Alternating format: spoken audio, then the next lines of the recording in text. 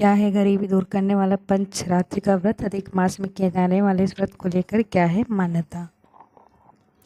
परम एकादशी शुरू होकर अमावस्या तक चलने वाले 5 दिन के व्रत को पंचरात्रि का व्रत कहते हैं। अधिक मास में आने वाली परमा एकादशी को लेकर शास्त्रों में कई खास बातें बताई गई हैं।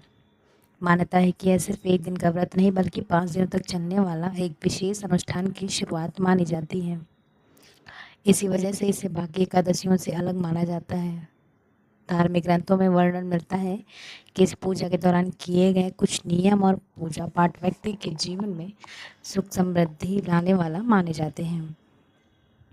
यही कारण है कि परमा एकादशी आते ही बड़ी संख्या में श्रद्धालु व्रत, पूजा और दान पुण्य की तैयारियों में जुट जाते हैं।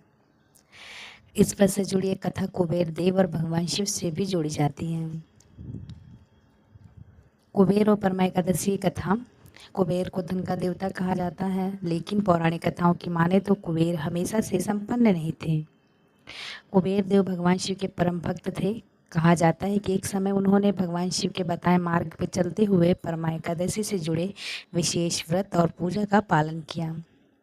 उनकी भक्ति और तप से प्रसन्न होकर उन्हें धन का अधिपति बनने का आशीर्वाद मिला। इसी वजह से परमा एकादशी का संबंध धन और समृद्धि से भी जोड़ा जाता है।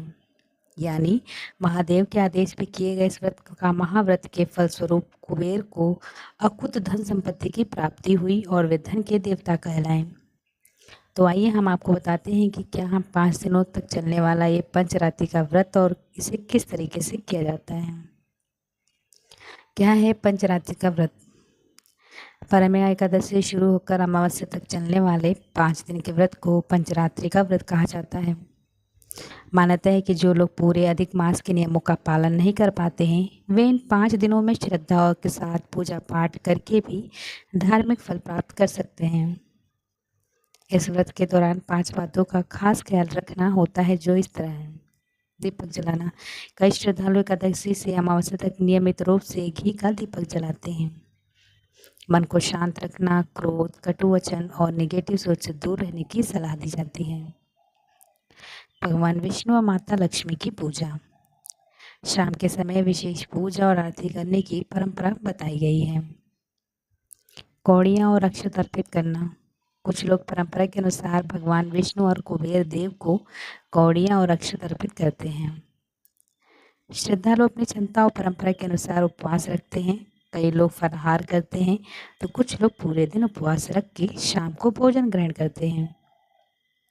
धार्मिक मान्यताओं के अनुसार इस दिन सादा भोजन, संयम और पूजा पाठ का विशेष ध्यान दिया जाता है। धार्मिक मान्यताओं के अनुसार जो लोग पूरे अधिक मास के नियमों का पालन नहीं कर पाते हैं उनके लिए पंचरात्रि का व्रत खास माना गया है। परमा एकादशी को लेकर सबसे प्रसिद्ध मान्यताओं में से एक कुबेर देव की कथा भी है। इसी वजह से कई श्रद्धालु इस व्रत को सुख समृद्धि और आर्थिक खुशहाली से जोड़कर देखते हैं। यही कारण है कि अधिक मास में आने वाली परमा एकादशी को लेकर श्रद्धालुओं के बीच उत्साह देखने को मिलता है और बड़ी संख्या में लोग इस व्रत का पालन करते हैं।